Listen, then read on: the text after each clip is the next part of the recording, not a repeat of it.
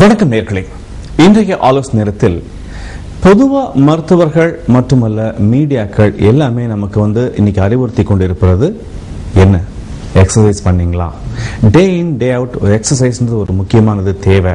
இந்த உடற்பயிற்சி இது செய்வதனால் என்னென்ன நன்மைகள் இருக்கிறது, அப்படி செய்யாவிட்டால் என்னென்ன தீமைகள் இருக்கிறது என்பதை தெளிவாக நமக்கு புரியும்படி உணர்த்துவதற்காக பேராசிரியர் சுபாஷினி சச்சிதானந்தம் இன்று நம் அரங்கத்திற்கு வந்திருக்கிறார்கள். இன்றைய ஆலோசனத்தில் இந்த உடற்பயிற்சி குறித்த எந்த விதமான சந்தேகங்களாக இருந்தாலும் நீங்கள் தொடர்பு கொள்ளலாம். வணக்கம் மேடம். வணக்கம் மேடம். இன்னைக்கு பாத்தீங்கன்னா இப்ப நான் சொன்ன மாதிரி உடற்பயிற்சி அப்படின்றது இன்னைக்கு கட்டாயமாயிடுச்சு. நம்ம சாப்பிட்றோமோ இல்லையோ இன்னைக்கு, பட் உடற்பயிற்சி இன்னைக்கு கட்டாயமாயிடுச்சு.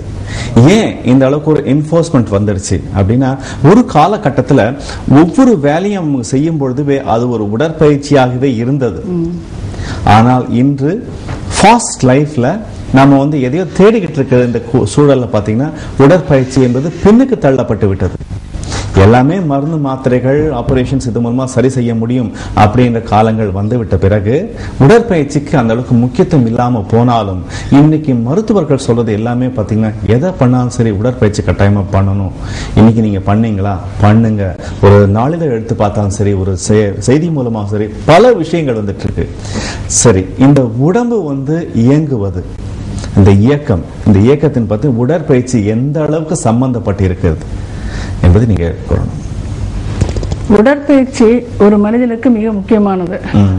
அது எந்தெந்த விதத்தில் எல்லாம் பயனளிக்கும் என்று கேட்டால், முதலில் பிரிவென்ஷன், வியாதியை தடுப்பதற்கு. அடுத்ததாக வியாதியை குணப்படுத்த, கியூரேட்டிவ். மூன்றாவதாக உடலை அழகாக வைத்துக் கொள்வதற்கு. நாலாவதாக இது நமக்கு ஒரு நல்ல சந்தோஷத்தையும் ஒரு ஃப்ரீ மைண்டையும் கொடுக்கக்கூடியது. அது மட்டுமன்றி ஈவன் இம்யூனிட்டி, அதாவது உடல் எதிர்ப்பு சக்தி, வியாதிகளுக்கு எதிர்ப்பு சக்தியை கொடுக்கக்கூடிய சக்தி உடற்பயிற்சிக்கு உள்ளது. இவ்வளவு ஒரு பெரிய விஷயங்கள் இருக்கு உடற்பயிற்சி. உடற்பயிற்சி அப்படின்போது நிறைய பேருக்கு அதை நம்ம ஜிம்மில் போய் தான் செய்யணுமா, ஜிம்மில் செஞ்சாதான் உடற்பயிற்சியா, இல்லை இப்ப நிறைய பார்க்ஸ் இருக்கு, அந்த பார்க்ஸ் வெறும் ஒரு 4 ரவுண்ட் அடிச்சுட்டு அது ஒரு உடற்பயிற்சி. இந்த மாதிரி பல விதமான குழப்பங்கள் இருக்கு. யார் எதை பண்றாங்களோ அதுதான் சரின்னு சொல்லுவாங்க. பட் இருந்தாலும் உங்கள் துறை சார்ந்த இந்த இதுக்கு ஒரு பதில் தேவை. ஒரு காலர் முதல்ல பார்த்துட்டு வந்துடும். வணக்கம், ஆலோசனை நேரம். ஹலோ வணக்கம். நாராயணபுரம் பேசுறோம். நாராயணபுரம். ஆமாங்க. அது நீங்க எக்ஸசைஸ் இப்போ நம்ம யோகா பண்ணுவோங்க. யோகா பண்ணாங்க. எங்க சிஸ்டருக்கு 6 இயர்ஸ். அவங்க யோகா பண்ணிட்டு ஹாலாசனம் அப்படிலாம் தூக்கி காலத்துக்கு கீழே பண்ணுவாங்க. சோ அவங்களுக்கு கொஞ்ச நாளா கண்ணு கொஞ்சம் பூச்சாடுற மாதிரி இருக்கு, ஒரு மாதிரி சொல்லுவாங்கல்ல, அது மாதிரி இருக்குன்றாங்க. ஒருவேளை இந்த மாதிரி 6 இயர்ஸ் அபோவ் 6 இயர்ஸ்க்கு மேல இந்த மாதிரி ஹாலாசனம் அது மாதிரி விபரீத கண்ணு அது மாதிரி கொஞ்சம் காலை தூக்கி பண்ற ஆசனங்கள்லாம் பண்ணாக்க கண்ணு தானே அஃபெக்ட் ஆகுமா? உங்களுக்கு பிரஷர், அதாவது டாக்டர் சொல்றாங்க கண்ணுக்கு பிரஷர் ஜாஸ்தியானதான் அது மாதிரி வந்திருக்குன்னு சந்தேகப்படுறாங்க. அந்த மாதிரி கண்ணுல பூச்சி வர மாதிரி இருக்குது. அதனால அந்த மாதிரி பிரஷர் ஆனது அந்த கண்ணு அஃபெக்ட் ஆகுமா? அப்படியா? உங்க இந்த டவுட் பேராசிரியர் சுபாஷினி சச்சிதானந்தம் என்ன விளக்கங்கள் கொடுக்குறாங்க பாப்போம்.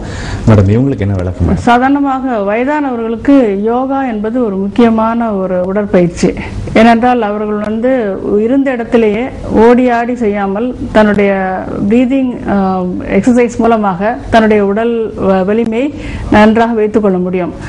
அதிலும் சில யோகா என்பது அது ஆசன பயிற்சிகள் வயதானவர்களுக்கு கிடையாது.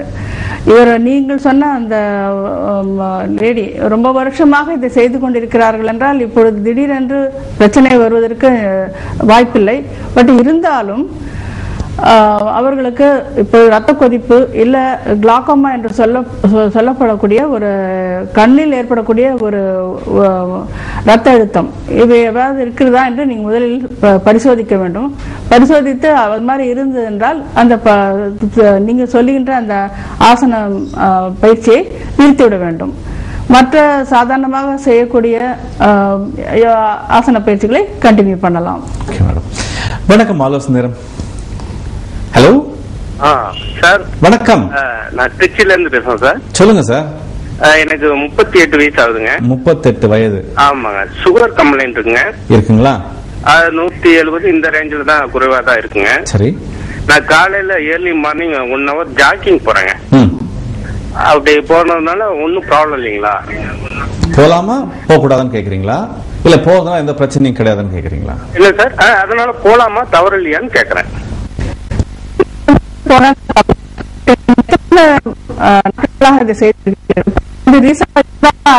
முதல்ல உங்களுடைய சம்பந்தப்பட்ட டெஸ்ட் செய்து கொள்ள வேண்டும். உங்களுக்கு டயபெட்டிஸ் பிரஷர் இருக்கிறதா, வேற ரத்த குழாய்கள் இருக்கிறதா, டெஸ்டுகள் மூலமாக பரிசோதனைகள் மூலமாக செய்து அதெல்லாம் இருக்கிறது என்றால், எஸ்பெஷலி இந்த ட்ரெட்மில் என்று சொல்லக்கூடிய அந்த டெஸ்ட் பண்ணிட்டு நீங்க அதை நன்றாக செய்ய திறன் உடம்புல வலிக்கிறது என்றால் நீங்கள் ஜாகிங் போகலாம். ஒருவேளை அதில் அடைப்பு இருக்குது என்றால் நீங்கள் அதெல்லாம் அவாய்ட் பண்ண வேண்டும். பெஸ்ட் எக்ஸசைஸ் சொன்னா நமக்கு வந்து வாக்கிங் தான். அதாவது மிடில் ஏஜ் அண்ட் ஓல்ட் ஏஜுக்கு வாக்கிங் பெஸ்ட் எக்ஸசைஸ் அண்ட் யோகாவும் செய்யலாம். நன்றி. வணக்கம். ஆலோசனை நேரம். ஹலோ. ஹலோ, வணக்கம். நாங்க அடையாறுல இருந்து மணின்னு பேசுறேன் சார். சொல்லுங்க மணி. ஆபரேஷன் பண்ணி 1 year ஆகுது சார். சரிங்க. இப்ப நான் வந்து ஏற்கனவே ஜிம்ல எக்ஸசைஸ் பண்ணிட்டு இருந்தேன் லைட்டா. இப்ப மறுபடியும் நான் அதை கண்டினியூ பண்ணலாமா சார்? அதாவது நீங்க இந்த சர்ஜரிக்கு முன்னாடி பண்ணிட்டு இருந்தீங்க? ஏற்கனவே பண்ணிட்டு இருந்தேன் sir. Hernia operation left right 2 சைடும் பண்ணிருக்கேன். சரிங்க. இப்ப நான் மறுபடியும் அந்த ஜிம்ல ஜாயின் பண்ணி செய்யலாமா, இல்ல வெறும் வாக்கிங் மாதிரி போகணுமா? 1 year ஆகுது சார் ஆபரேஷன். வயசு வந்து 51 சார். ஓகே, டாக்டர் என்னை நீங்க இன்னும் கொஞ்சம் சிறிது காலம் பொறுத்து அதன் பிறகு ஜிம் போன்ற எக்ஸசைஸை செய்யலாம். ஏன்னா வாக்கிங் வந்து நல்லது. ஏன்னா எந்த விதமான ரேடியோகிராஃபி பண்ணியிருக்கிறாங்கன்றது நீங்க உங்களுக்கு யாரு ஆபரேஷன் பண்ணாங்களோ அந்த சர்ஜனை கேட்டுட்டு அவங்க வந்து சரி நீங்க ஜிம் எக்ஸசைஸ் செய்யலாம்னா நீங்க பண்றது நல்லது. ஏன்னா மறுபடியும் திருப்பி ரெக்கவர் ஆக திருப்பி ஒரு சான்சஸ் இருக்கிறது. அதனால வந்து இப்பொழுது உங்கள சர்ஜனுடைய அட்வைஸின் பேரில் செய்வது நல்லது.